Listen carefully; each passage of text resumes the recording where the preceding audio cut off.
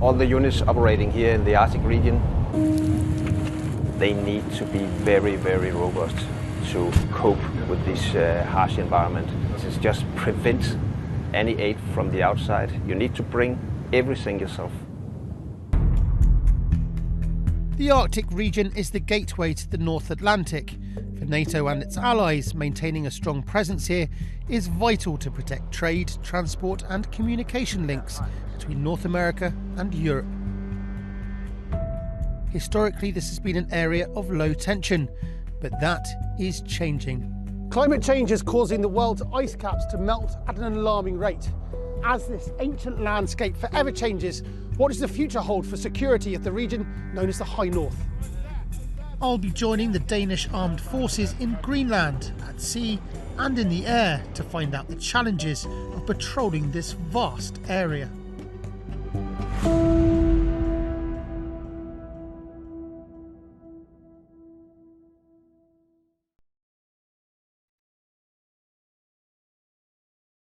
Greenland is considered by scientists to be ground zero for climate change, where its melting ice caps are significantly contributing to a rise in sea levels. Along with the Faroe Islands, it forms part of the Kingdom of Denmark and is therefore under Danish military protection, which falls to the Joint Arctic Command, or JACO, a Danish-led operational command with a headquarters in Nuuk, Greenland's capital.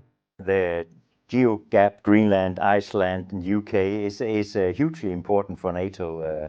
It's what ties the transatlantic bonds together. That's the way we would get the reinforcement from North America in a conflict scenario in Europe. No one knows how to operate in the freezing waters off the coast of Greenland better than the Royal Danish Navy, who have been patrolling here for centuries. We'll be boarding the HMS Triton, one of 4 Danish ocean frigates patrolling Greenland at any given time under the Joint Arctic Command. Right now we are coming alongside the HMS Triton here, and they're going to winch us up onto the ship.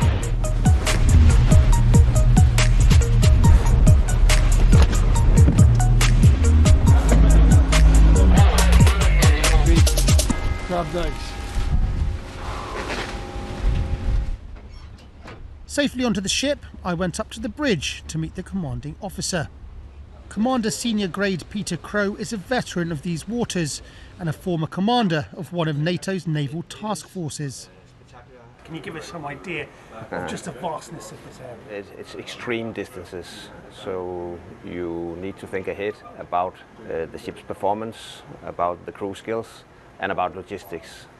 We start to feel a growing interest from other navies that also wish to explore the northern region, and of course we want to keep the sovereignty and protect the interests of Denmark and also our allies up here. Therefore we are very pleased to share our knowledge with others and especially allied navies. So you say that you're surveying this area, mapping this area. Has that mapping or surveillance changed due to climate change over the last few years, do you feel? I mean, it's the sea level that's changing and it's the amount of ice that is changing. Let's take an example here in the Bay of Disco where we are now.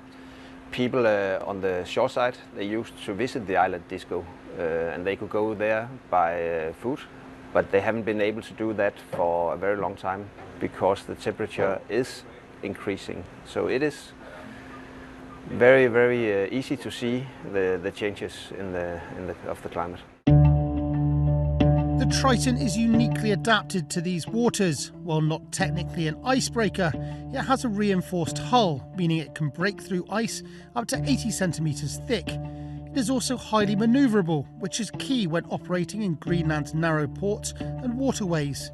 With a crew of roughly 55 highly trained personnel and equipped with advanced radar systems and a Seahawk helicopter, the Triton's main role is to protect Danish sovereignty. But it is also responsible for search and rescue missions, environmental monitoring and logistical support to local communities. Men I skal de her 2 tampe, der stikker ud, dem skal I skære af. In these vast regions and testing conditions, a successful patrol relies on the competence and teamwork of the crew members. Der left one. Yeah, that's right. I got it right? Yeah. Fantastic. Thank you very much. I got it right.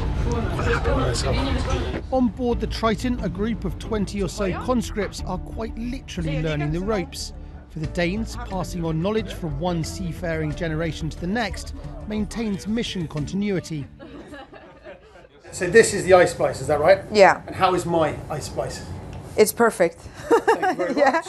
it's really, yeah, it's good. And it's the first time you've done it? To be fair, I didn't do most of it, really. I saw had a you lot got of some help, yeah. I did have a lot of help. Yeah. You're in such a small, limited space for such a long period of time. But does everybody get on? Is there big camaraderie? How does it work? But usually it's like a big family. It's like working with your family. So, because when we're off from work, we're still here. It's like 24 hours a day. Never ends. Is this your first time to Greenland, or have you done? No, I've done it multiple times. We learn to have a lot of respect because the North Atlantic Ocean is one of the harshest oceans in the world. We really do have respect for the waters up here. Spending time on the Triton had given me a window into the rigours and perils of operating in these waters. The crew on board are acutely aware of their roles, and there's an almost instinctual understanding of the tasks that need to be done. Those skills and experiences could be crucial if, as expected, climate change causes this region to become more contested. As the ice melts, it creates the opportunity for new shipping routes, and with it, potential risks and threats to Euro-Atlantic security. The availability of new Arctic routes, while presenting potential commercial opportunities, could also lead to competition between nations and jeopardise the security of the entire region.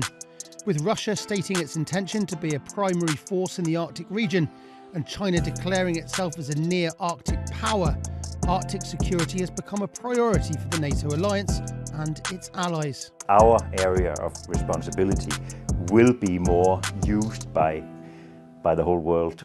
Trade, the ships, by research, by tourism. So there will be more people in our area, and that of course gives us a challenge, both in the surveillance part, but also in the search and rescue part. We need to be capable to handle that. So there will be challenges. Greenland is the world's largest island, 6 times the size of Germany. It has a coastline of 44,000 kilometres, longer than the distance around the world's equator.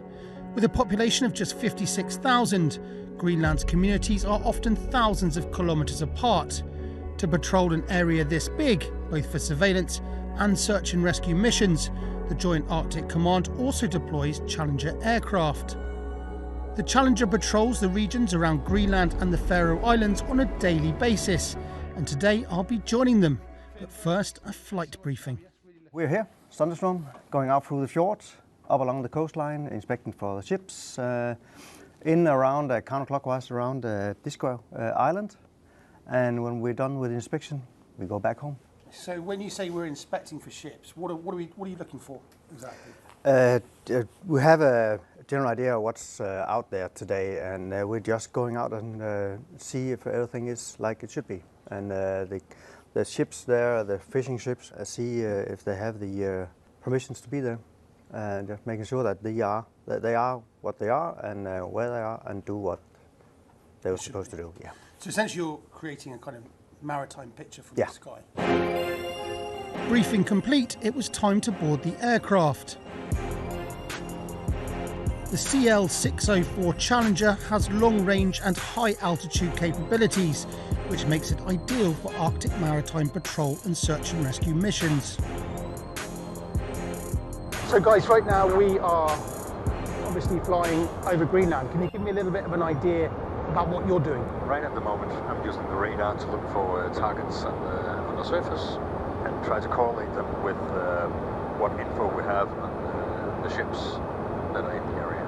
Then we need to go visually ID each ship, all the fishing ships, the passenger vessels, the merchant ships. We have to have a positive visual ID of them. We take some frame grabs of it and send it down to the Arctic Command, so everybody's sure that the ships are who they say they are and that they're